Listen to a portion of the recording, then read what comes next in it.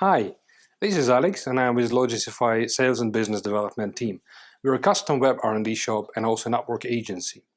Our primary focus is about startups. Everything here, processes, people, and technology is built around being effective with startups. So you would expect that engineers take your value first and then work on their own tasks.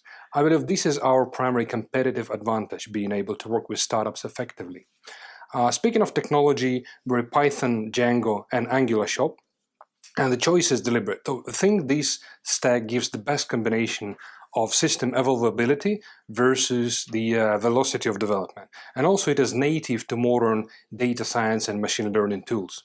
Speaking of verticals, we've been working with education technology, FinTech, insurance, and others, but still I think we're primary technologists.